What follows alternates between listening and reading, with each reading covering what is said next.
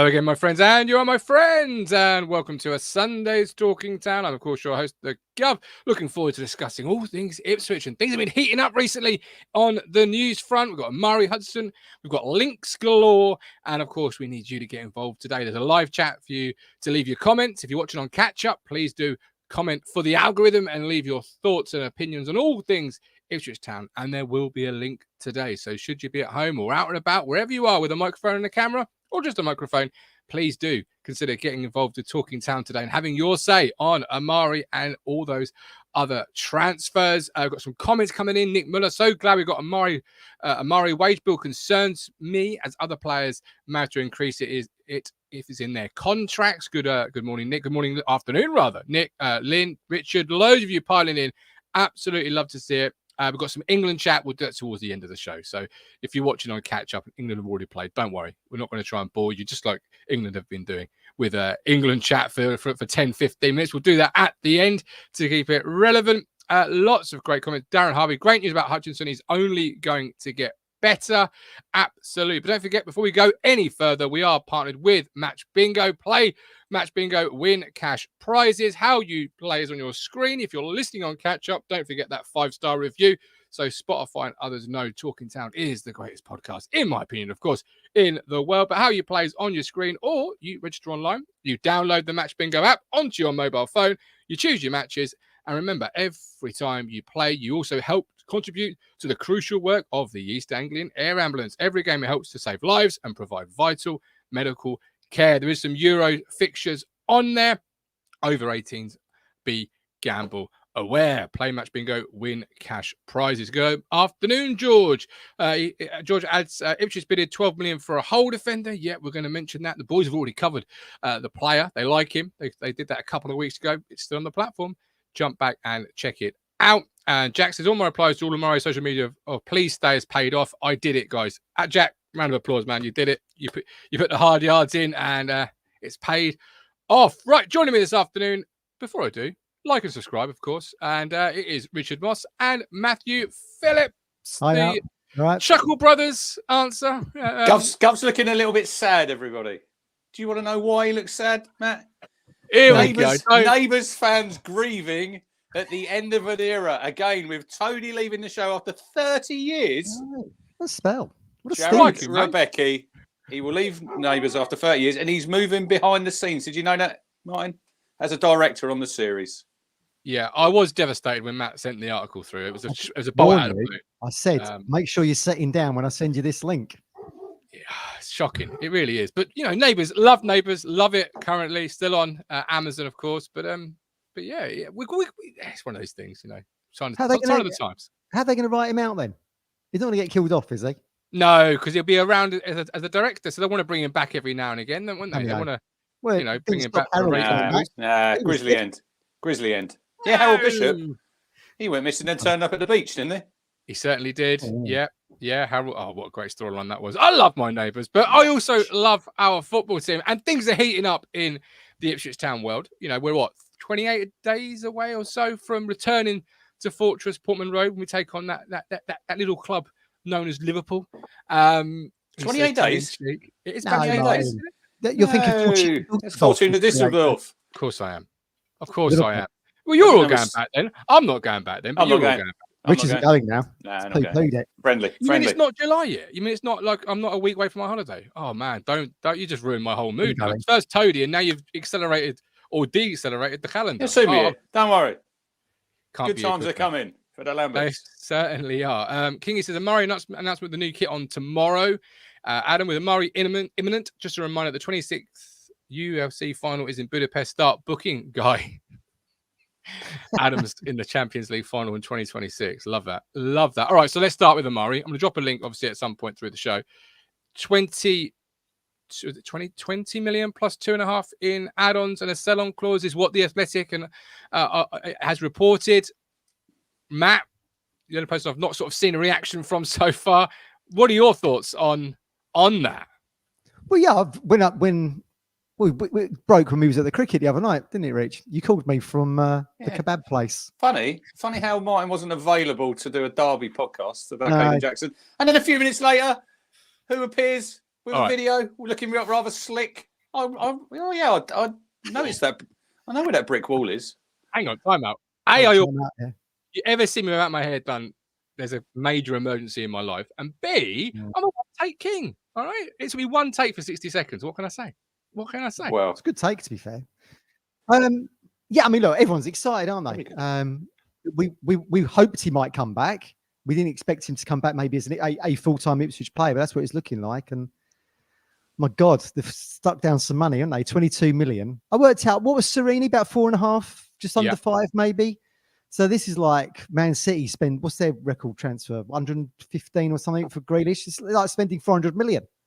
Do you know what I mean? It's 4 times our record. So, but it just shows you it shows you how dormant we've been and in the doldrums, in that we've not spent fees on players for God knows 20 plus years. And then so that's a big culture shock, but get used to it, because if you want to survive at this level, this is the kind of money we've got to spend. The only question mark I've got, very excited. He was fantastic for us last season. If you'd said, as Kieran said at the awards dinner, give me Amari, didn't he? If you want one thing for your birthday, Amari. So I think that's brilliant. He's still it's a lot of money to spend on someone who's unproven at Premier League level. Is all I'm going to say. And I think that's I'd say that's a fair comment when you say Rich. But yeah, I think the market that we're going to be shopping in will be, if we're spending fees, if you go to like a Jacob Greaves, Matt, unproven in the Premiership. So this is the market we're in. And look, it's the fisherman has been giving me a bit of stick because I said we won't spend 20 million on one player. Well, I don't think we're spending 20 million as a down payment, are we? I suppose it's going to be staggered, but it's a bit of a no-brainer, really. It's a Clara payment. Can you do that? Because Mark Ashton. Yeah, we've got them spread over 3 years. Yeah, it's basically how it works. It's spread out over years. That's why Barcelona was still paying for players 10 years ago. It is a no-brainer when you look at what the season he had, the age he's at. He's obviously going to improve, Martin. And like you said on that video, you improve him. A couple of years' time, 50, 60 million pound player we've got on our hands. Obviously, I think Chelsea are going to get, I think it's a 25% buyback. I see Arsenal getting a bit of money, Matt. I think it's like 22 million. Not buyback. Archie Gray's not going to Brentford, Kingy. I think that's been rejected this morning. They reckon Spurs are in the mix for him. But look, he's a quality player. And I did say to Matt, I think if McKenna had left, Martin, I don't think he would have come back to the football club. I think that he's obviously got that pull with Kieran. He's had a season under him and he massively improved. And yeah, I agree with Matt to a point. He is unproven. We're all unproven at this level because we haven't been here for so long. So but it's exciting, isn't it? It's exciting to see Town. When Fabrizio Romano's getting involved, you're thinking we are back in the big time now. We're not signing. I see the picture. I see it on Friday, Gov. Drilling, Hawkins and Ward. There it was at the training ground. We're not in them conversations anymore. And I said to Matt, it's like we had some good loans under Mick, didn't we? When you had your Tom Lawrences, your Ryan Frasers. They were really good for a season, but there was at no point that we were ever going to be able to sign any of them. And it's great that George Hurst was on loan, Matt, in League One. We re-signed him. Amari was on loan in the Championship. We've re-signed him. These people are coming in and you know how we play, you know. They're going to, obviously other players are going to come in and they're going to have to take time to bed in and that, but Amari's not going to. Question is, where does he play? That's my next question. Yeah. Well, that's the thing. But McKenna likes those sort of Swiss Army knife type players where they can play right, left, behind the striker. You know, it gives them that flexibility. It gives you that adaptability in terms of injuries, etc. And I put this down to 3 strands when I heard the news. It was 1, will McKenna continue to improve him the way we saw in the Championship? Without a doubt, I've got that faith in McKenna to do so. 2, if he doesn't have a season like we all hope he does and we go back down, he's a Championship player in the sense of how we tore it up last season with our year of Premier League ability. So you're going down stronger instantly because you've got him already on your books and someone to use. And 3, because of the first question I posed in terms of McKenna improving him, if he does have a season even half as good as he did in the Championship, that value is going to be increasing all the time. He's a young player.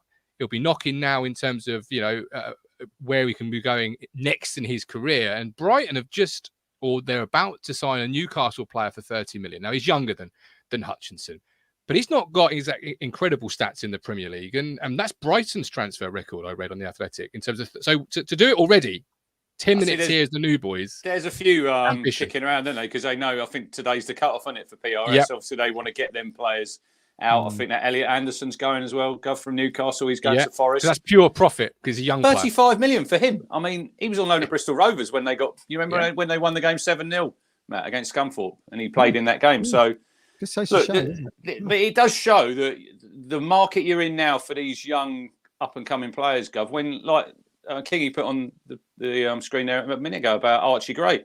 Season in the Championship, 35 million. But this is where, if we can stay in the Premier League for one season, Matt, you get in there, you get more money, then you can cherry pick them, the top players in the Championship, like an Archie Gray. Because at the minute, we're out of that conversation with someone like him because Brentford, and I know we're not, as stature as a football club, we're a bigger club than them, bigger fan base. But we're not where they are because they're further down the road. And this is where I come back to Brighton. I know Gov has a little joke about I'm always bigging up Brighton, but they are more established, and that's why they can spend that money. Yeah. And this is what we hope that where we can get to in 2 or 3 seasons' time. If we can stay in this league, then we're in the conversation and we can get better players and we can spend more money. What surprised me, though, is obviously the fee that Brighton are paying for the Newcastle wing in the sense of that's their transfer record. And we're already coming in, the new boys here, 10 minutes, just put the kettle on. And we're already spending 22.5 million and almost matching their own record. And they've been here, as you keep telling me, 8 seasons? 8 seasons they've been here? Is that right? Season, you know, so that's the ambition that Ashton and co are slamming on the table in terms of getting their number one target or potentially their number one target down. And we saw he was a cut above last year. So if he's too good for the Championship, he's ready for the Premier League. So, yes, he's unproven, but that fee does not scare me. And Daniel says to arguably get our number one target sorted first and early is a huge statement that we mean business. And he's dangling record as well. And I've not heard any different. You know, Ian Ides transfer bid still on the table. So another 25 million could be, you know, being paid out of the current account in the next week. Quiet, that one. We discussed that last week, didn't we? It's gone quiet, that one. Always goes quiet before it goes loud. That's what they say. That's what I say anyway. I don't know who else says that, but I'll say it anyway. And look, if that comes off, if that is still on the table, you know, this is a football club, Matt, that in my lifetime, I ain't used to spending 10p, let alone $1 million, let alone this sums of money. It's ambition, it's statement, isn't it?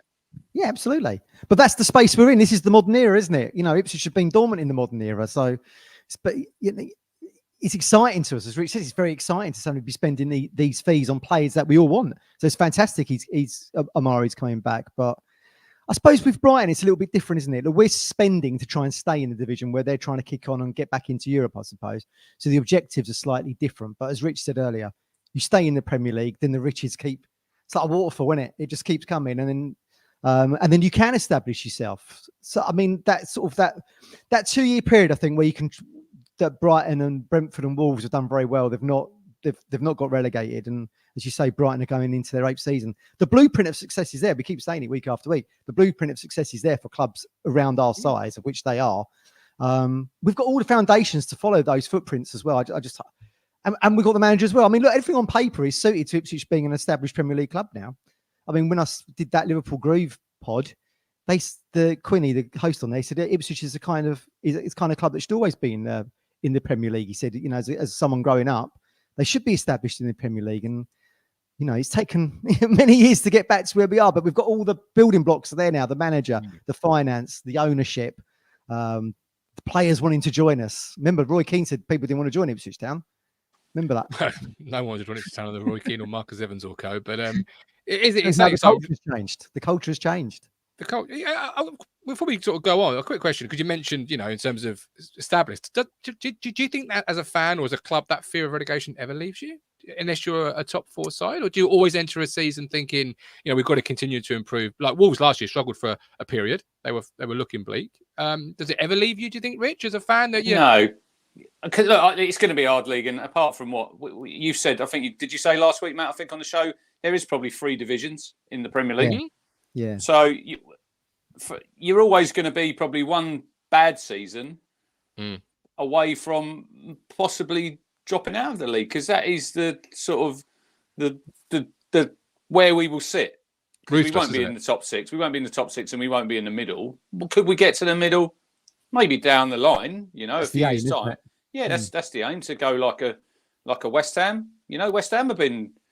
They He yo-yoed nearly a little said bit, it. didn't they? He nearly said it. I could see it on the tip of his Who? tongue. Who? Brighton. You nearly No. went back. I could No. see it. But West Ham. But you got Bournemouth. Bournemouth went down. They came up and they went down. But then they've improved since. And it might take us to. We might drop out and then we might come back stronger. You don't know. It might not just happen straight away that we become established, Matt. We could look. We're going to be one of the favourites. We are going to be one of the favourites of course, in the bookies' minds to be in that bottom three. But I think we're going to look. We've shown our intentions straight away, haven't we, with Amari? You know, and there's obviously going to be more to come, which we'll get onto in just a moment. You're always a financial fair play discipline record away from getting relegated as well, aren't you? Like I would never have thought Everton flirted relegation, didn't they, Rich? Way back. But the fact that they've had problems with their finances has put them on the periphery, hasn't it? But we don't seem to be in that space. But apparently you've ignored people in garden centres, Matt. The fame has changed him, says Bury St Edmunds Blue. Oh my God. When was this? Bury St Edmunds Blue, get involved. Let us know when this was. Matt ignored people in garden centres. I wouldn't have been in Bury St Edmunds. I wouldn't have been in the Bury St Edmunds garden. You were in a garden centre the other week because I remember last week I was in Chelmsford. But no one said hello to me. I have been in a garden centre recently. He might have been me. I will find out in a second. I don't think I've ignored anybody either. Definitely not me. I am head down and right. Moving on.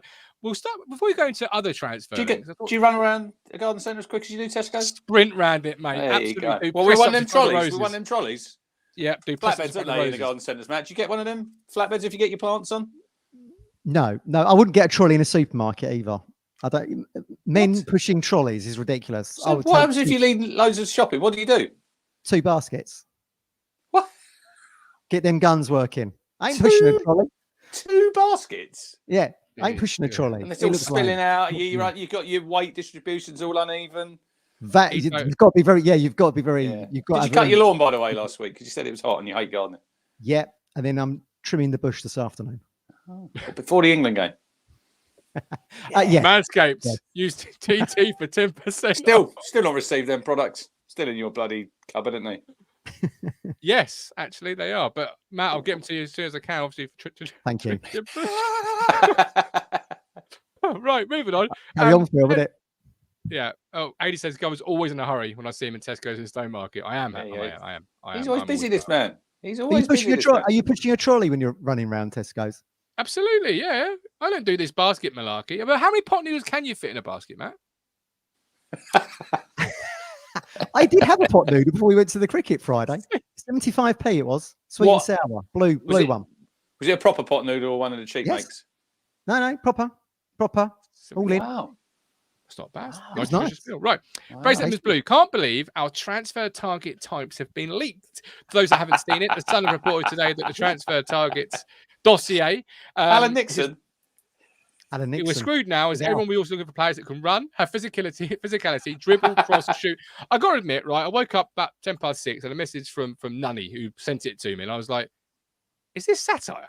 Like, is this a legit link he sent me? Like, we want players that are technically above the level. 6 players we were linked in certain positions. Like a football manager game, weren't it? It was like basic. Like, how many words can you associate with football players in 4 paragraphs? Like dribble, pass, technically above the level. What do you make of this then, Rich? Obviously, Ashton being very. I would have loved to send the transfer dossier under Paul Lambert. That would have been interesting. Dribble, maybe not. Pass sideways. Yeah, we could do that. Stat padding. Pass backwards. Yeah. Well, that was locked in the room that Paul Cook couldn't find. If you remember. Yeah, he couldn't get in the keys. But it's very dusty, wasn't it? Yeah, the dossier's filling up. That's what it was. There was no dashboards back in the day, was there, Matt? The recruitment room. Yeah. Windows 95. We've progressed. Oh yeah, yeah. I remember that under Leo Neal. Leo Neal. Oh my God, this is embarrassing. Look at where we were as a football club. This is just unbelievable. Right. So, what do you make of it? Anything? Is it nonsense? Utter nonsense, isn't it? Is it actually real? Is it actually real? From the Sun. Yeah, I think that's Colin. Is Colin in the chat today because he does buy the Sun on Sunday and other days. I can't believe McKenna and any staff would write something like centre half, good size, intelligent, good reading of the game. composed and technically good. Athletic. Helps if you're a sportsman, doesn't it, to be athletic? Aerial challenges. I mean, it's just like... We had Toto Enciala. Did he come in under any of the brackets? Any of them. Wouldn't have ticked any of them. It feels like a high school teacher is giving their class an essay on, can you describe a football player? And it's just like someone's gone to a dictionary and a thesaurus and just written a load of words. I thought it was bizarre. Alan Partridge levels. That's what I thought it was. Like right wing, physically excellent, technically very good. Wow. First touch. It's just like chef needed. Must be able to cook. I mean, it's just like stupid. And there was a nationality part in there, wasn't there? They've got to be able to understand. Yeah, played under an English coach, basically. But we've got a bid in for a Greek international striker. Well, apparently. That won't matter though, because you're going to get employed to be his translator, aren't you? Your Greek. Fucking hate. You knew it'd come in handy somewhere along the line, didn't we, Matt? For your Greek fluency. It's not what you know, so you know. What within that article though, isn't there a link to the Luton goalkeeper?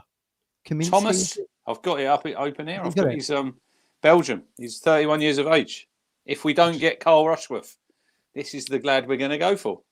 Which is what I was leading on to. So it's all got a pattern and a rhythm here at Talking Town, right? So then we can lead on from the dossier. It mentions the goalkeeper. What are your thoughts on that? We've not discussed him previously. So obviously at Luton last year, Rich, you have experience of picking the ball out of the net and all those vital matters in a relegation battle. That's experience, yeah. He's been around, hasn't he? Germinal Beerschot. Where are they, Matt? Do you know where they are? That was his first team he played for. If I click on them, that Belgium. They are, yes, there you go. Beerschot, OH Leuven, Anderlecht. He played at Blackburn, 115 games. He was, wasn't he? Yeah. So yeah, look, he's a full international at Belgium. He was a decent goalie. I see some Luton games, but he had plenty of practice, like you're saying, Gov. So, but look, I think it's likely we're going to sign a goalkeeper. Halaki's contract's up today, isn't it? It's the last day, today, isn't it? And he's making noises that he wants to stay, but it's a bit clouded, isn't it? Because some people are saying that these people, the club, are difficult to deal with. Other people have said that I've heard his agent's a bit of a nightmare. As far as I'm concerned, what is he, like 33? Mm. He's probably wanting to get, like I said I think I spoke to you on Friday, Matt, about him. He's probably wanting a 3-year deal because he knows this is going to be his last big contract. What was that on Cop Dock Roundabout about? Archie O'Brien can confirm I've seen Matt on the Cop Dock Roundabout carrying 2 Tesco baskets. I've got, only time I've ever been in there was to go to the loo after a traffic jam on the A12. I've not done any shopping in there. Fair enough. Or maybe I should do. Maybe I should do. Maybe I should try it out. It's a bit of a stretch though from Chelmsford. But I like it. Look, I like he's obviously he's going. He's going. They want him to get. They want these people to get the best deal we can for him because, like I say, 33. Yeah. Town are not going to offer a 33-year-old goalkeeper, Martin, who's probably going to be number 2, a 3-year contract. That's just for me. That's nonsense. I think that's the issue, isn't it? I think it probably is. They may have already said to him, look, we want to bring you back, but we are going to look at other options. And is that sort of the delay? Do you think, Matt, while he assesses what options they're going to be looking at or what options he's got coming in? Because I think he wants, as Rich says, at 33, to be number 1. He sat on the bench long enough. He did enough last year. That's where he's probably thinking, Matt, isn't it? Where he was really good last season. Does he really want to go back to being a number 2 at the age that he is? Because he's done it for the 2 seasons before, really. He played a bit undercooked, didn't he? And then obviously they brought in Christian Walton, and then he was just sat on the bench. Whereas Walton has no option because he's got an option on his deal, so he's been signed up for another 12 months. And to get that fee in. I mean, he spent all of his career being a number 1. It's only when he come to Ipswich and he lost his place to Walton because he was, where was he? Salford, St Mirren. I mean, look, the route at the top of the year, everyone thought he was linked to Celtic. So I don't know whether or not that link has gone cold or whatever. Is that still what they're pushing for, or has it gone quiet? Hence the reason they want a bigger deal at Town. I think he's probably gonna go.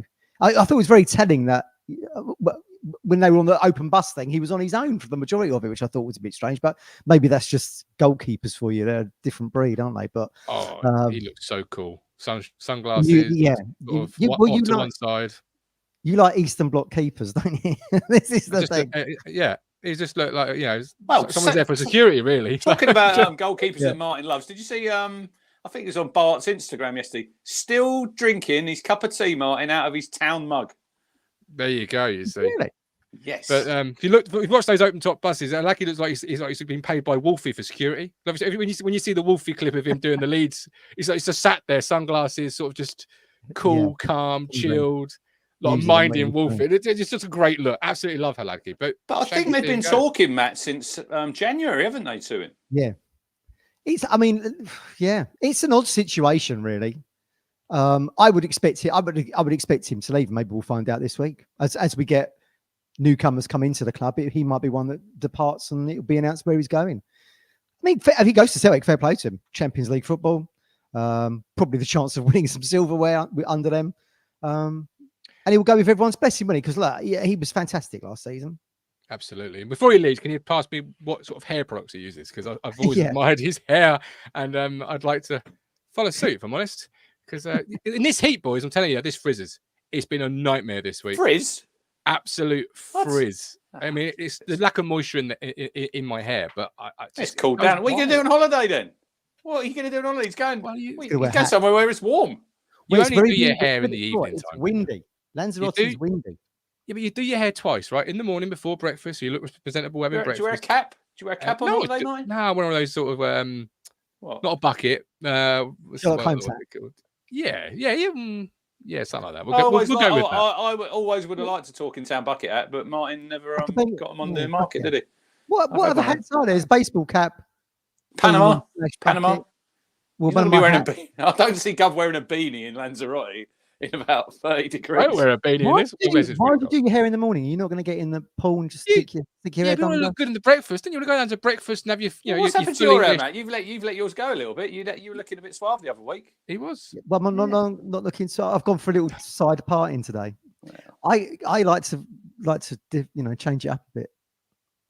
You've got to do your hair first thing in the morning, Gov, wherever you are. Absolutely, I completely agree. No matter where you go. Not put a hat on and go down. You've showered. As I tell Mrs. L, you never know who you might meet. That's all. You just don't know who you might meet. Right? So you got to do your hair, clean underpants, clean socks. As a given, absolutely, no questions asked, and then do it again in the evening, right? And then you get in the pool, and then just look good. I'm going to try and emulate Harry Clark. Why are you in the pool? Are you like a trunks budgie smuggler sort of guy? I ain't a budgie smuggler sort of guy. Not a chance. No. I'm just the trunks. Just you need to get them town floral shirts. You need to get down to Planet Blue before you go. Wine vibes. I'm still paying off Lanzarote, boys. I can't afford a third mortgage. Town. Do you know what I mean? Back onto topic. Just drop the link if you do want to get involved and have your say on Amari or other transfers. Then please do so. Obviously, we spoke about it a bit last week, but Rich wasn't here. Right back, Ben Johnson confirmed today that he is leaving the Hammers. They did offer him a 5-year deal, but he said no. He's going to be departing West Ham. Is he on the way to town, Rich? The links this week have been red hot. They've, almost confirmation. Last Ben Johnson, I remember, was Seoul 88. Running that 100 metres in the speed of sound. I thought, blimey, what's happening? Yeah, we all know what happened to that Ben Johnson, don't we? No, before my time, but move on. What? Google it. Come on. The Olympic steroid use. He absolutely smashed it, didn't he? That world record. Steroid cheat. Wow. Yeah. Unbelievable. Look. 109 appearances. Matt didn't think he played that much for West Ham, but we had a look before we come on air, didn't we? 69 Premier League appearances. He's played 20 games in Europe. He's been there since he's 7. Wow. Now, and I don't know if everybody knows this, his cousins are Ledley King and Paul Parker, Matt. Rich loves that stat. Yeah, I love that. So legend, Paul Parker. Yeah. Do you remember Paul Parker, Gov? I don't, but he was some player, wasn't he, Ledley King? Very. Well, so was Paul Parker. Yeah, before my time. I can't comment on how I don't remember seeing. Was Paul Parker the one that Andy Brayman's free kick deflected off in the semi-final? And Schultz come on, Schultz, you got to move your feet quicker. He just got entangled in the ended in the net with a ball. Yeah, it was off. Getting back to Ben Johnson, I think he's obviously well thought of at West Ham because if they're offering him a 5-year deal, there must be something there. But he was never a regular, was he, Matt? He's been there since he was 17 years. He's actually played on the wing. Did you know that for West Ham? I didn't know this. He played on the wing. He can play right back and left back. He can play centre half. So he's another one here who's versatile, and I think he's he's coming into play. He's not coming in to sit on the bench, I don't think. I know you said last week about he wouldn't be an improvement on Harry Clark, but I think he's probably spent enough time on the bench at West Ham, Matt, to know that he weren't going to be first choice there. And I think he'll probably, if he comes in and he's fit, I think he'll start the season in the first team. So do we see a body sort of moving out, Matt? Because if you bring in Johnson at right back, compete with Harry Clark, if you bring in a left back, which the dossier said we were after a left back, and we have, in fairness, been linked with a left back. If you bring a left back in, a right back in, obviously that would shift Axel inside. You've then got the link with Hull City centre half Greaves. Jacob Greaves. What's happening in terms of the numbers there? Because if you brought all three in, does that mean one's got to sort of make way? Is there too many? Not sure. I don't know really. I mean, look, there's still a question mark over Clark's fitness, isn't there? He's had both ankles done. Achilles, not ankles. But he will be a part of the 25-man squad, you would have thought, right? Yeah, I would have thought so. But what do you do in terms of numbers? Yeah, good point. I mean, what's going to happen with Axel? Wasn't there another year on the table? Yeah, he's got a 12-month. So he's got that. So you've got to fit. Look, he was only playing there, wasn't he? Because of like the question mark over fitness for Clark, which dogged him all last season, didn't it? Really. So you got to imagine that Twanzebe will go into the middle. I mean, are we expecting squad rotation for next season, rotating players out? I mean, you saw it a little bit, didn't you, with Edmondson coming in last season? Maybe there'll be more of that kind of thinking when you are going up against elite striking forces that you're going to see with a Man City, a Liverpool, etc. It's a good question, but I don't think Ben Johnson would be swapping West Ham's bench for Ipswich Town's bench. So I think you're 100% right, Rich. I think he'll be coming here to play. Otherwise, he probably could have just easily taken a 5-year deal and got on decent wage. And like I said there, he can play left back as well, Martin. So I wouldn't see a signing another left back because you wouldn't. If he can play both sides, he could do like what Brandon Williams done when he was here on loan. Play both sides. Right. I've said before, I think if you go, Axel goes inside, you'll have Axel, you'll have Wolfie, Burgess. I think Fridge moves on, Matt. I said that when we done our transfer show. I don't think he stays. Yeah. And then you're probably going to sign one more. You want 4 centre halves, I'd think, if I'm being honest. And so the big link is already, then, haven't you? So and then maybe Greaves, if that's the one they identify.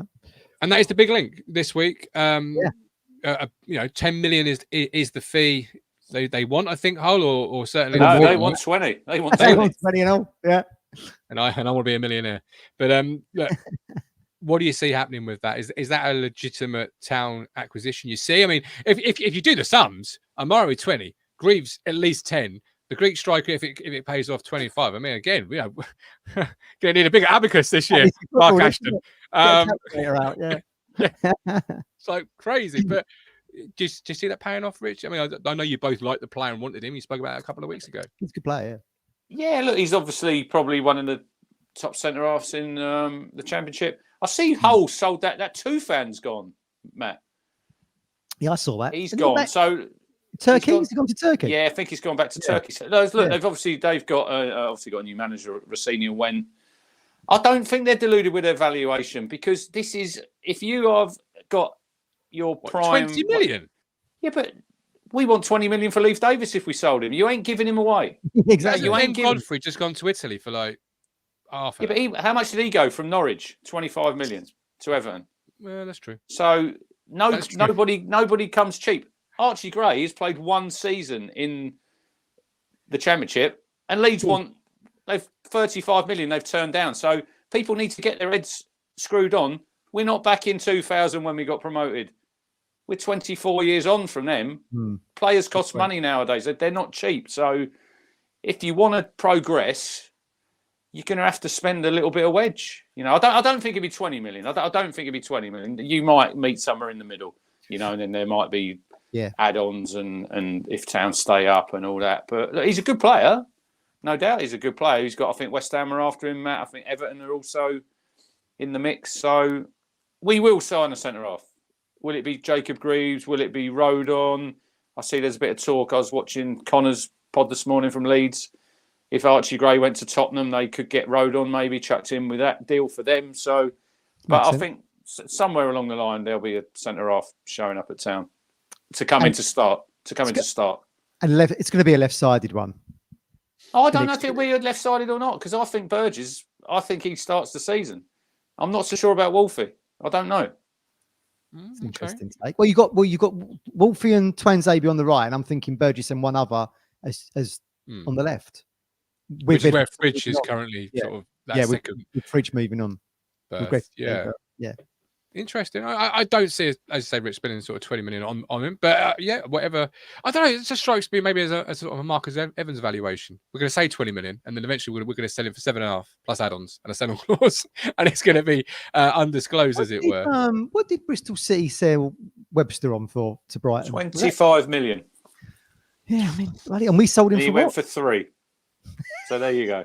Cheers, I mean, I don't know. Yeah, interesting window. We got. Steve I'd like someone, Martin, like an Adam Webster. Not obviously, because he's I think he's a bit injury prone now, and he's obviously a bit older. But someone his mould, Matt, would I think fit in perfectly in this team. Yes, agreed. Yeah. Well, we don't know what the budget is either, do we? I mean, we're talking about these fees, but I mean, if 100 million's a budget, so you've done a fifth of that on Amari already. Johnson for nothing. You still got 80 odd million to spend. So I mean, if that is the budget, I mean, look, they're going to divulge what the budget is, are they? But we don't really know. Whenever we talk about this, have a word with Alan Nixon, because he'll probably put another story. Big Al, no? Come on, what's the budget, Al? Just hearing that conversation there, like, am I dreaming? Like, we've still got 80 million in the budget. Like, this is Ipswich Town Football Club. We used to Gavin Williams for $500,000, and we're calling it, a sensation. He's a good player. He was a very good player. Yeah, he was a good player. Injury prone, wasn't he? Injury prone, but he was good. Yeah, I liked him. But yeah, no, that's all in the past now, Martin. This is the present. It blows my mind. It absolutely blows my mind. It's same for us, because we've never seen Ipswich spending big fees either, have we, Rich? No, that's true. Bobby Robson only ever got in 13 players or something. Colin would tell you 13 players in his entire career at Town. There's a comment in the chat regards to Morse's contract. I think he's got another year in his contract, hasn't he? I think he was out, but I think he played a certain number of games where that triggered another 12 months. Just to sort of make people aware. Adrian in the chat says, why is no one mentioning Taylor Moresby? Contract up today. No one's mentioned him in the close season. Jude lads know. Can I ask Adrian, why in brackets it says 89 toes? Yeah, okay. So he's another year in his deal there, AD. There we go. Talking of throwbacks and players that, represent the past, linked this week with a player I'm very high on. I think he could be the next Declan Rice, but I don't know football. Flynn Downs. Fisherman, are you anywhere? The next Declan Rice, was he going to get the ball on the edge of the D and stick it out for a corner? Absolutely. No, I just think under McKenna, he could be transformed into a really, really good player. Yeah, really good player. Agreed, The ingredients are there. Yeah. So what do you think on that? I know we spoke about it before, but this one's actually a strong link. Southampton can't get a deal done currently with him, or with the club. Why can't they get on? No, they can't get a deal done. I mean, you'd think that'd be valuation. An right? It's always a valuation. I think West Ham there's a Walker Peters going the other way as well, Matt. I was reading on Friday. Right, okay. 20 million again, is it? It's always 20 million now, isn't it? 20 mil. But I think people know my thoughts on. I know there'll be a lot of people. That would divide opinion, because there's a lot of people thinking that the way he left the football club, it was under a bit of a cloud. But you only have to look the mess that we were in back in the day, and Flynn had his head turned, I think, a little bit gov when Palace were in for him. He's a bit older now as well, isn't he? Yeah, he's probably a bit older, a bit wiser. And I think so. About 15 million is the fee that reportedly he would fit perfectly in this team. He really would. He'd be that player. He'd play with Morsey this season, but then moving forward, Gov, because Sam Morsey's obviously not getting any younger, is he? To maybe be to heir to his throne further down the line. I think I could see him being a captain of Town. I honestly did. I think he'd captain Town before, hadn't he? When I think in a couple of games. And I think, look, a lot of people's abiding memory be of Flynn Downs. I remember the friendly I went to at Cambridge when he just nutted the devilment comment. The red mist came in. That's the thing I prefer. That's what you want to see in pre-season friendlies, headbutts. Absolutely, but I think it's look, that was obviously when he was younger. I think he's probably a little bit more wiser now. He's a very good player. Yeah. He'll be playing in the Premier League next season for somebody, I think. I still think he will probably end up at Southampton, if I'm being honest. But I would love him at Town. I honestly would. Yeah, me too. What Town fans see, Martin, of Flynn Downs in the last campaign to think they wouldn't want him back in a blue shirt? I think it's a bit of Southampton are trying to sign him. I think it's a bit of a sour taste in terms of the way he left previously. Yeah, And a lot of people should get over it. Like we said earlier, you know, he was a younger lad there, and he's been where? Swansea, West Ham, Southampton. He's 3 clubs removed from town now. So, but it would almost be a very similar situation to when McKenna was talking about leaving. You know, remember people talking about how they're going to treat McKenna when he comes back, etc. If Flynn Downs signs on that dotted line, there'll be comments on Twitter saying what a great signing, first game of the season. It'll be a round of applause, and it won't ever be mentioned again. It's one of those sort of conversations that somebody you go, whatever you say about McKenna will always be mentioned. Even last week, Matt wanted McKenna out after Bristol Rovers. It's interesting. People saying they're going to boo him. It's interesting. I was on. I've done a Derby pod yesterday speaking about Kaden Jackson, and they've just signed Ben Osborne. Okay. Where did he play? Played 15 seasons. He was at Nottingham Forest. Yep. Yeah. He was there, and the guy was saying, I said, what would be sort of like, what's the vibe in like the Derby fans? And he said, it's a little bit different there because he lived in the area. He'd done a lot of work in the community, and he even scored the winner in the 90th minute for Forest at Pride Park. So, but it's a little bit, I do get that where football's very fickle, Martin. It is, isn't it? If Flynn Downs signed for Town, he has 2 or 3 good games at the start of the season, away you go. If he came in and he struggled early on, fans would get on his back because that's just the way it is. That's just the way. You only have to look at the England team at the minute.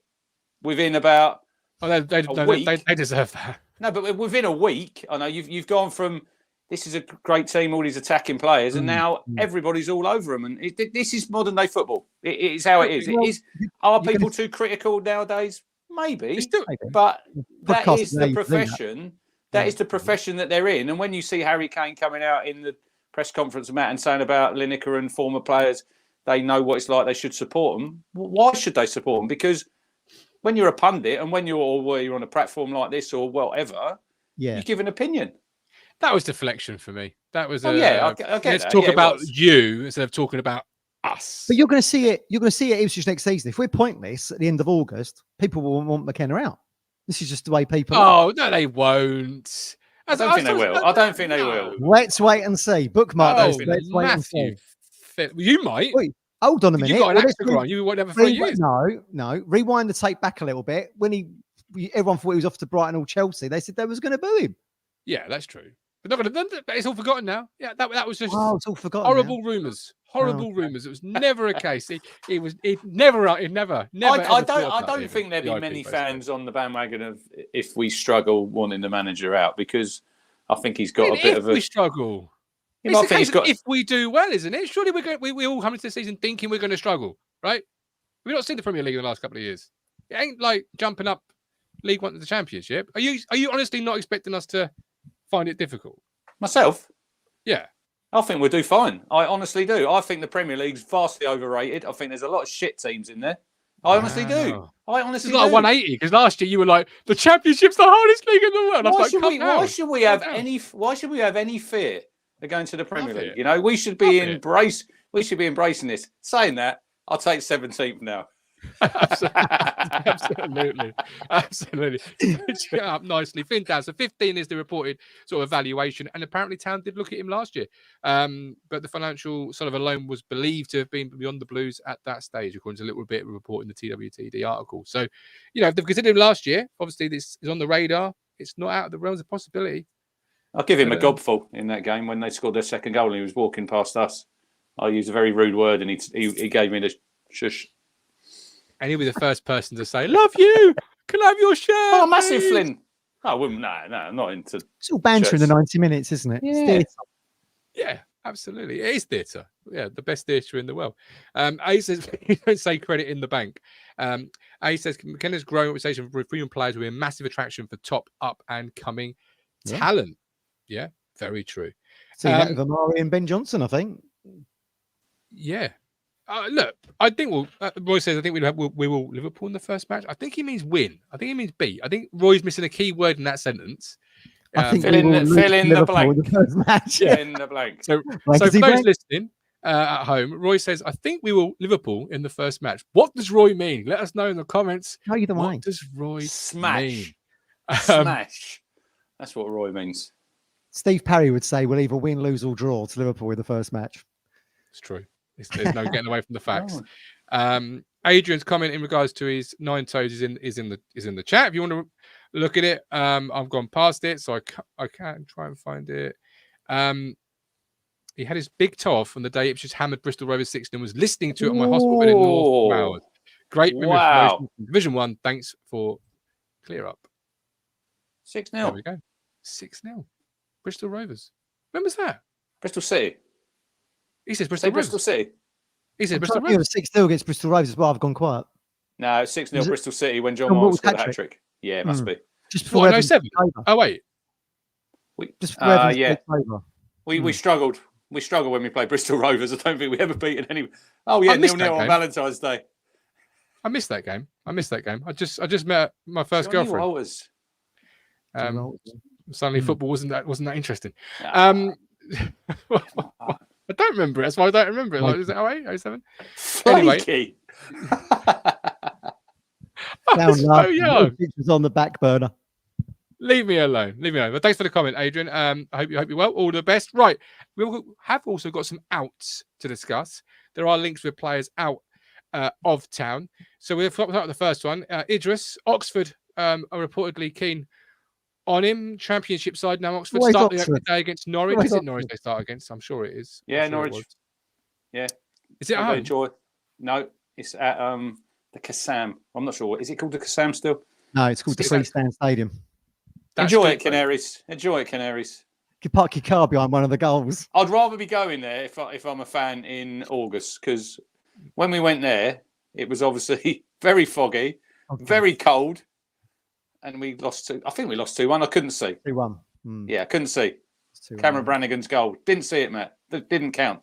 I think yeah, exactly. I think Idris is going to be in demand for a lot of either top end League One, like Leyton Orient, who love him there because he's been their captain, or someone floating around mid-table championship, I think. I wonder what fee we'd get for him. Low 6 figures? Be just a token fee, I would have thought. In the article, again on 2WTD, it says Blues understood to want a fee of around 350,000. Yeah, more than I thought. We'd take that, wouldn't we? That's decent. Wedge. Derby are also interested. According to this report, as always, you can go and find it on TWTD, give it a read yourself. But yeah, £350,000. So yeah, take it. That might pay Amari fee. Have him at Leyton Orient. I mean, whether or not Leyton Orient could find 350 grand, I don't know, but it looks like he's going to be moving on anyway. And good luck to him. Yeah, Rich. Spent most of his time away from Pullman Road, isn't he, Idris? He played a little bit, didn't he? I remember the goal against Oldham. I went to cracker. Corey Kilmarnock. Close to a switch. Time for him to move on and go and find a home and play regular football in it, because it's Matt will say he's not been the same since that friendly against Crystal Palace. He's not. Let himself down. No, he's deal. Yeah. What's that, Mike? 6-figure deal, apparently, according to the daily record. Record. Couple hundred, 200-300 grand probably 100 for him. 100, 150, something like that. Can Kilmarnock even afford that? You want it? How much you want? Well, they're in Europe now, aren't they? They got 3G. You got 3G pitch. Yeah. If you can get $500,000 to 600 grand for both of those players, Ashton's working miracles this season. You've got Ghassan Ahadmi as well. There's another one who's Charlton. With Charlton. I think there's a few clubs eyeing him up because he obviously had a good spell, didn't he, Matt? At Cambridge, got some goals there. I'd like to see him go back to Cambridge. Well, me and Colin, it was probably Ashton did say that Ahadmi looks good. I'd like him. You wanted to fork out $1 million for him, I seem to remember. 6. I don't think I ever said $1 million. No chance. I'd like to know. That was a very interesting end of the window, that one, because both players have not done well at town. One through injury and one, not, in Kamara and Hadmi. I want to know what sort of what was the thinking behind that? Yeah. One and what lessons has Ashton learned? Kamara was decent though, wasn't he? He was good at player, but injured. But he arrived injured. Yeah, look, they obviously knew Matt that he was injured when he came, but they? I don't know. You'd have to speak to the people who put the transfer together, seeing why did we take a gamble? Did they think we could get him in he might have to have a minor operation. I think he had to have 2, didn't he? Groin operations. Hmm. Maybe he scored at Bracknell that night when I had to walk through. Yeah. When I walked through the mud in my white trainers to get to the ground, he scored there. I think it's like you said the other week. What was the game when he hit the post when he came on as a sub? Lincoln. So if that goes in, it could have been different for him at Town. I do remember Gov saying he'd never play for Town again, and I right. said, "Of course he will. Of course he will." Well, he didn't, did he? No. No, he didn't. So, and it had me. I think we just took a punt on him. I think it was one of them ones where we'd obviously watched him more than once. So I'd be very doubtful if they signed him just on one game. Oh, no. But he did cause us a lot of trouble that night. But look, for him, he came in and then he broke his foot, broke a bone in his foot. So that probably slowed him down. Did he? Yeah. He got injured early on, didn't he? Yeah, he got injured early on. That. Scored in the game against Buxton. That was his one goal, wasn't it, in the FA Cup? He scored. But he's done all right at Cambridge, though, hasn't he? Wasn't he their player of the year? Yeah. And it's a shame that Cambridge they wouldn't be able to probably afford him. Yeah. Because obviously the more teams that are in for him, we might get a little bit more money, might bump up the fee a little bit. Talking about broken foots, he can't fix broken foots, but he can help you live life not in pain. It is Freddie in Stowmarket Osteopaths. Give Freddie a call. Don't live life in pain. 01449613633. Freddie's the gov there. Tell him I sent you from Talking Town, and he'll try and sort you out. Physiotherapy, osteopath services. Oh, quickly, right? While we're talking about Stowmarket, can you share with everybody your story on the WhatsApp group the other day? When you were nearly run over by a certain member of staff from Ipswich Town. This is a great story. This is great. I'm not. We were guessing. Yeah, I'm 99%. People got to guess in the chat. Come on. I'm 99% certain it was this gentleman. All right. I mean, guess in the chat who it was that nearly run Gov over. He wasn't quite Lewis Hamilton, but he was moving at pace. So I came out of the co-op. Right, and there's a zebra crossing by the co-op, and just as I'm about to step into the zebra crossing, this Range Rover suddenly appears. I think it was a Range Rover. Yeah.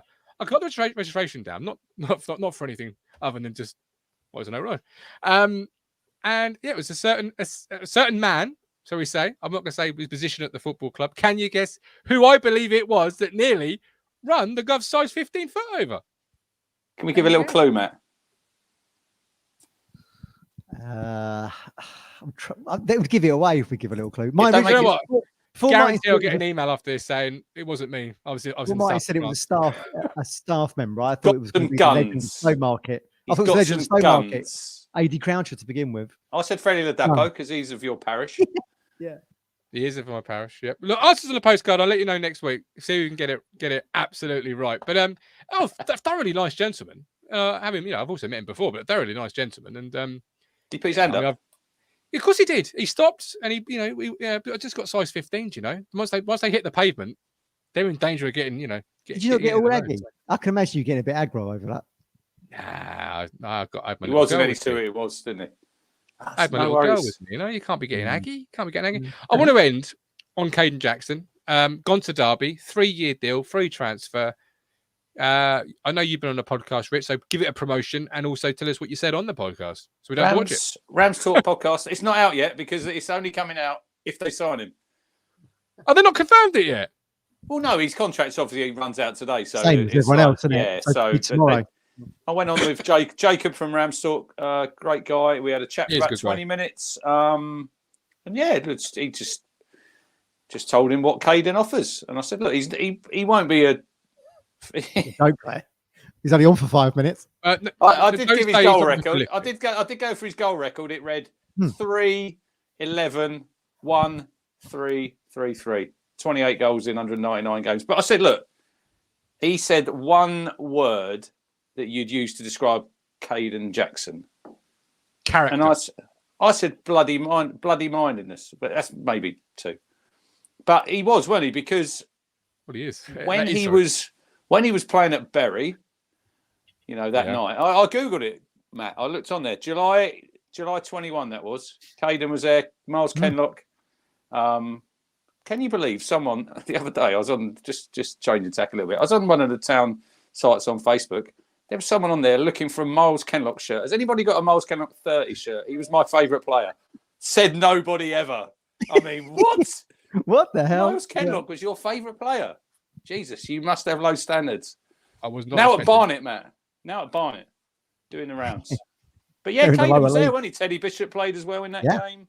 Yeah. Cameron Humphreys scored for Town that night. Where's Teddy Bishop now? He is at Lincoln. No. Has he moved from Lincoln? I thought I'd read. He was at Lincoln last season. I don't know where he is now. Oh, it's cool. Let's ask Google. Shout out as well, Jack Lancaster, signed for Crew Alexandra. Yeah. Good luck, Jack. Yeah. No, you're right. Still at Lincoln. Yeah. 27 years of age. Wow. But yeah, Kaden, we've spoken here so much about. We probably spoke about Kaden Jackson, guys, more probably than any other player. I love It's Kaden. weird. I'll always about Kaden if I can. But it is strange how people's perceptions change of people, because a lot of people would have said 2 years ago, he's rubbish. You know, it was 1.5 million. He ain't done a lot. It was a waste of money. Yet now, oh yeah, Kaden. Oh yeah, he's done a really good job for Town, hasn't he? I think with Kaden, it's just It is, isn't it? It is though, isn't it? It's fickle. There you go again, Matt. Fickle. Yeah. But one of the few players you see leave and you genuinely want to sort of track and see do well, because he comes off as a really nice guy, and he's got good character about him because of the way you've just detailed being a part of that bomb squad, fighting back, taking back a place in the squad, and being a part of 2 promotions. It's just a thoroughly nice guy, Matt, that you want to see go to Derby and score 20 goals and have a fantastic flourish at the end of his career, don't you? Yeah, I totally agree. Yeah, I would describe him as. I mean, McKenna would probably describe him as reliable. Hence the reason he kept going to him off the bench, didn't he? Or slotting him into that right channel, I guess. Yeah, I mean that's a great move. The cricket, didn't we, Rich? That's a great move for him. That's a team that's trying to, has gone into the doldrums like we did, into the 3rd tier, promoted. Good luck to him. Hopefully he can do. He's still only 30? Still only 30. Yeah. So he can still have a good few years there, I think. And maybe they will replicate what we've done. Who knows what the new season will be? We like. But I did say. Well, Jacob's first objective was staying in the league. He said, "I don't think we're going to do what you did." But I did say I think his agent's done a really good job for him to get him a 3-year deal. Yeah. Because if you look at it, I thought Kaden. I thought, bottom half. Maybe you don't know where Derby will finish, but I didn't see him going to a club of their size. Let's say I thought more.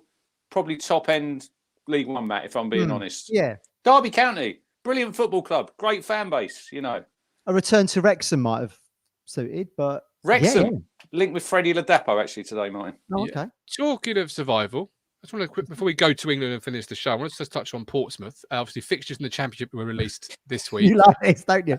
And just for those that don't know, this is Portsmouth's opening run of games. They start at Ellen Road against Leeds United. Then they've got Luton at home, Borough away, Sunderland at home, West Brom at home, Burnley away, Sheffield United at home. To start, all random. It's all random. Campaign. That's an unbelievable start. Welcome back to the league, Portsmouth. I thought that was a wind-up when I saw that. I mean, bloody hell. So they've got 2 playoff contenders, the 3 relegated sides, Borough and Sunderland. Yeah.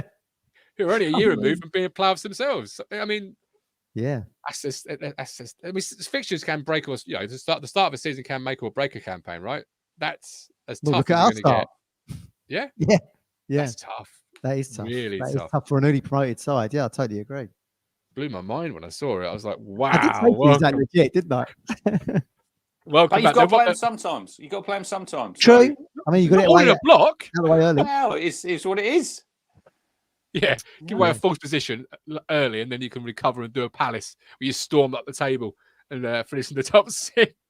Who's the manager there? Mourinho. John Mourinho. Yeah, see, I mean, look, he's done a good job there. They sing, who needs Mourinho? We've got Mourinho. Well, yeah, you might wish you did have Mourinho after 7 games. Yeah. Wow. But there we go. Talking of good luck, England this evening taking on crumbs. Remind me. Slovakia. It's at tea time as well, not this evening. Is 5 it? o'clock. 5 o'clock. It's 5 o'clock. Come on. Your favourites. Your boys. Come on, you should know who's playing at 8 o'clock. Your boys are playing. My boys have got in the sweepstake. The eyes for is Georgia, to be fair. Come on. The irony of Martin liking Georgia when he can't pronounce any of their names. And did you know the result the last time Georgia played Spain, Martin? No, they lost 7-1. They lost 7-1. I think they'll give a better showing this evening, if I'm honest. Look good. It's going to be different this time. Okay. I might think that was their final, though, the other night against Portugal, Georgia. Possibly. Stretched too far. You never know. Yeah. No, it was a confidence boost. It was, it was a step. Who's now the to take manager? on. Thanks, Willie Sangal. Is it Sangal? Willie You're Sangal? asking me for pronunciations. Remember him? Who's the lad who plays up front, Matt? Anyway, for Georgia, the guy who plays for Napoli. Very good player. Go on, Matt. Are you gonna hold on? Let me just get the team up. Very good player. He's excellent. The goalie plays for Valencia. Kevrat Skiglia. Yeah, that's the one. They're very difficult to pronounce, so Martin's got no chance. I'll just say the number 7 plays for Napoli. He is very good. Player. Scored the other Very night. Scored the first goal, didn't he? And the penalty. Did you think it's a penalty in that game? Can we talk about VAR in a minute, please? We can talk about it now if you like. That's absolutely fine. VAR. We said that one a pen, didn't we? Was that it one? Wasn't a penalty. The one where he did get kicked on the shin, but he went over. Yeah, joke that. Yeah. I mean, it's like last night. I don't know if most people were probably watching it, and Ange Postecoglou hit the nail on the head after the game when he said they're trying to re-referee the game nowadays, Matt. Yes. It's. I mean, look. I know the Dane's goal is offside by a toenail, but when you're using this automated offside, it is definitive. It's like goal line technology when the ball is a centimetre from not going over the line. It's no goal. You have to accept it, no matter how. Look, when you see that on the screen, you think, "Blind." It's like Lukaku, Martin, the other day when he's like his kneecap was offside. I mean, this is what they want it to become now. So you just have to suck it up. What I can't take is that penalty. Yeah, because the contact was minimal, wasn't it? Sticko. This is where we're using Sticko now, like we have in cricket, and his body position there is natural. He's turning away. Where is he supposed to put his arm? Exactly. Yeah. Because his arm's not in an unnatural position. It's like Roy Keane said, Matt, that he hates it when defenders, when they're there and they're facing up to a player, and they've got their arms behind their back, Gov. Yeah. And like he said, if you've got someone running at you, you've got your arms behind your back, your balance is all over the place. Yeah. So he hates it when people do that. But it's Anderson, isn't it, who plays for Crystal Palace. I mean, from 60 seconds in the life of him last night, from hero to... Well, he's not zero because it wasn't his fault. He still can the penalty. What was he? What was he? A yard and a half from him? Yeah, would you have given that as a pen, as a referee, Rich? Well, it's like... I don't know what her name is. The lady who's on ITV. Uncle, isn't it? Excellent. Yeah. She is excellent. She was explaining... Yeah. I think she said... Like at the end when they said her thoughts, and she said, "Well, like it'd be completely different." Like she said, it's IFAB and it's FIFA. This is, and I see online a lot of people saying, "Oh, it's English referees." You were in the chat. Oh, Stuart Atwell, he's a joke. Always him, isn't it? Always. But that is the blueprint. Yeah. That it is. What they cannot give a penalty there because that's what they've been told to do. Is it a penalty? Not in a million years is that ever a penalty. And another thing now, what's happened, Martin, to you're not allowed to stutter when you have a run up on your penalty. Kai Havertz nearly stops on that penalty. Lewandowski did it as well, didn't he? Lewandowski did stop, didn't he? Well, Lewandowski stops, and then he's like got his arms out to say, "Well, look, the goalkeeper's moved off his line." Yeah. Well, because you've stopped and he's. Yeah. Exactly. Look, this is what we are going to have to get used to in the Premier League. We haven't had it, and we're watching it here in the Euros, and. I like the automated offsides, the handball rule.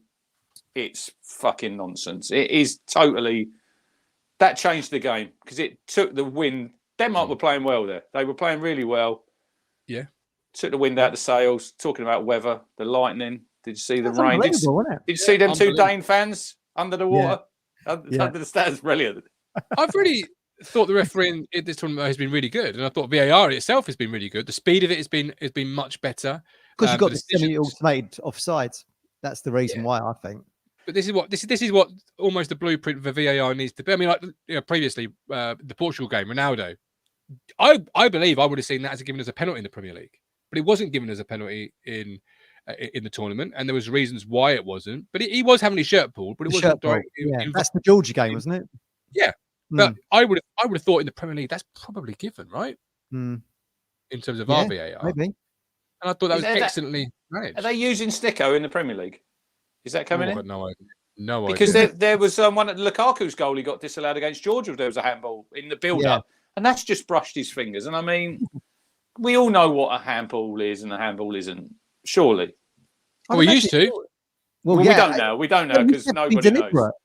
Now it's just contact, isn't it? You can't say that Anderson one was deliberate last night. He can't get out of the way of it. What football's going through is what something the NFL went through a couple of years ago with, is it a catch or isn't it a catch? Because there were so many different requisites to how you caught the ball that determined whether it was a catch or not. And there's a famous clip of Des Bryant against the Packers for the Cowboys where he catches it on the 1 yard line, but then he drops it right at the end. And does the ground cause the fumble or does it not? And football's now having that sort of same problem with the handball. Yeah.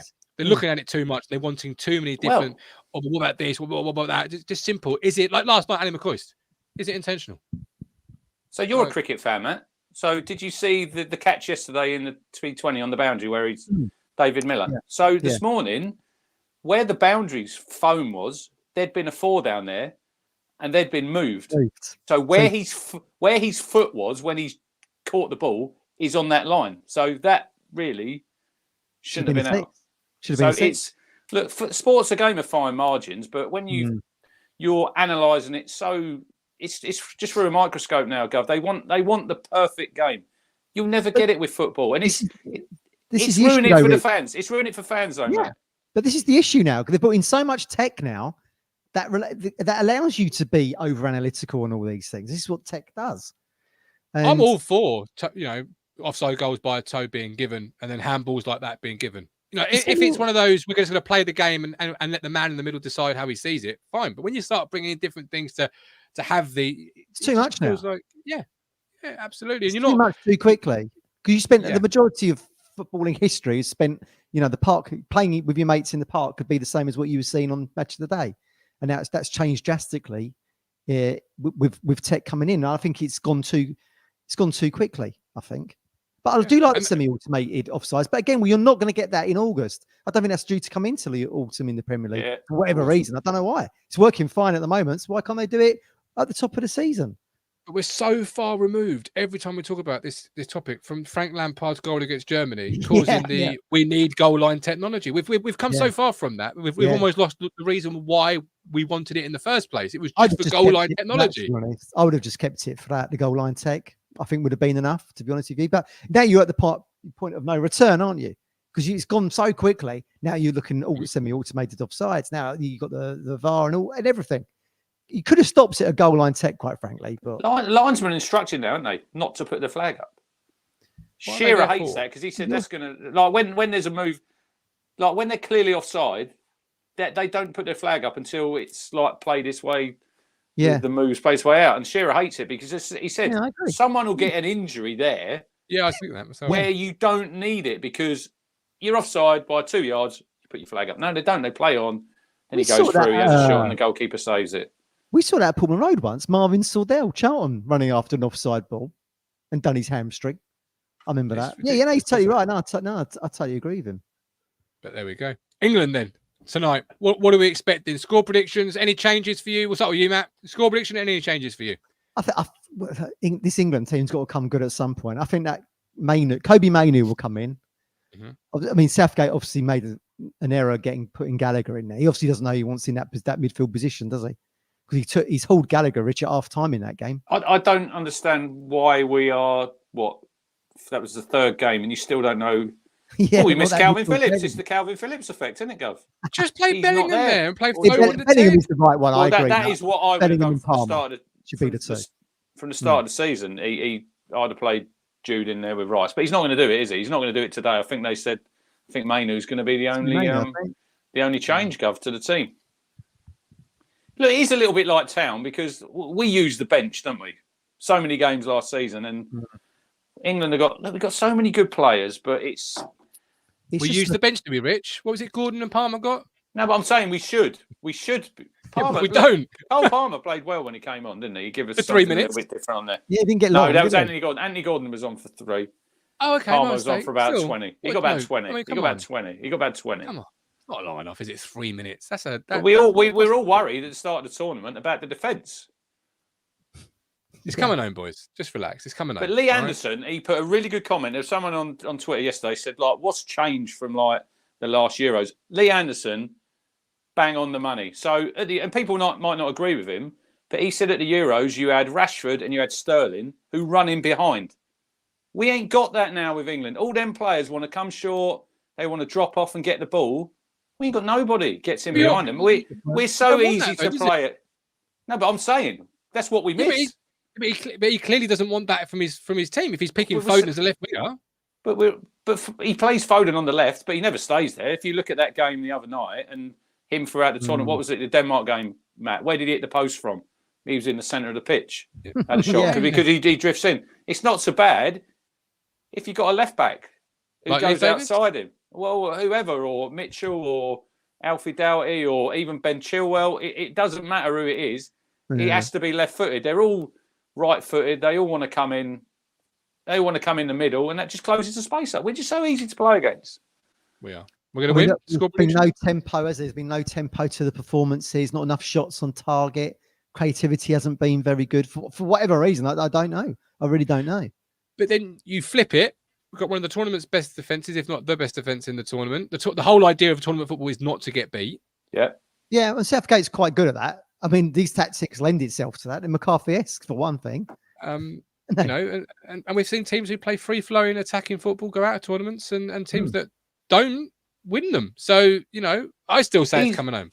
He's a lucky manager. If you look at all the tournaments, we've always had a good pathway through, haven't we? We have again. No, but I'm saying, like, he's had another. The draw's opened up again for us. We should make the final. I know we're not playing well, but we should make the final. Tough, Switzerland's but we should be. Yeah, should be beating them, really. Yeah, absolutely, with the quality we've got in our starting 11. The problem is you're not seeing the quality in the starting 11. That's the issue. You've got the personnel, you've got the players there, but for whatever reason, I don't know. The tactics just seem very shackled to me. This is probably the worst draw tonight. I think it'll be tough tonight, mine. They could even go penalties tonight. Well, this is it. This is why I'm about to say. If you feel this is one of the toughest draws, the tougher of the two draws, because Holland would have they'll park the bus, I think. Whereas Holland would have fancied their chances a little bit, and would have given you more of a. You might have had more of a game. Yeah, more of a Premier League style game. I think they'll park the bus this evening, and I think it'll be difficult to break down. We've only scored 2 goals in the whole tournament so far. All right, so score predictions then. Is it going to go extra time penalties? So let us know. Matt, go on. What do you think in the course of the whole game? I think it will. I don't think it'll be a very enjoyable game for anybody. Be it as a spectacle or for your nerves. And I think it will go. I think it'll go to penalties. I think England will win on penalties. Okay. That's my prediction. Richard Moss. Well, look, I do agree. I don't think they'll totally sit in. I think they've got some decent players, Slovakia. Saying that, look, score an early goal, Matt, it totally changes the game. You would think, although we scored against Serbia and we scored against Denmark, and then we just go back in ourselves, don't we? I mean, drop deeper. I think we're actually going to win tonight. I think we're going to win 3-0. I just think. Oh, so do I. Yeah, I just think we've got too many good players to not perform. Surely something. I heard him on the radio when I was driving home from work, and he said it's like it does open up in like the knockouts, because it has become it was a bit cagey in the second and third games in the groups, Matt, because these teams knew with 3 or 4 points you were going to qualify. That's the trouble when you've got. That's the trouble when you've opened up the tournament and you're letting more countries in. Too many. Yeah, there's too many in now, because I love the Euros when it was 16 teams. Yeah, more elite. You had to be basically on it all the time, because if you weren't, you were going to go out. I disagree. I started the tournament feeling that same way, but now having seen Albania and Georgia and falling in love with particularly Georgia. You've always said there's too many. He's gone flip. I wouldn't have seen. I would not have seen Georgia without it being opened up in terms of numbers, and I've really enjoyed watching Georgia and Albania and others play. They've probably played some of the best football we've seen in the tournament, because they've been here almost felt like we're here. We're not normally here, so we should attack it. And see how far. Unlike Scotland, who were here and absolutely done fuck all. And that still wasn't a penalty. I don't care what anybody says. I was talking to you on Friday, Matt. Oh, yeah. Stuart Armstrong penalty. I've not spoken to you, Gov. Was it a penalty or not, Scotland? No.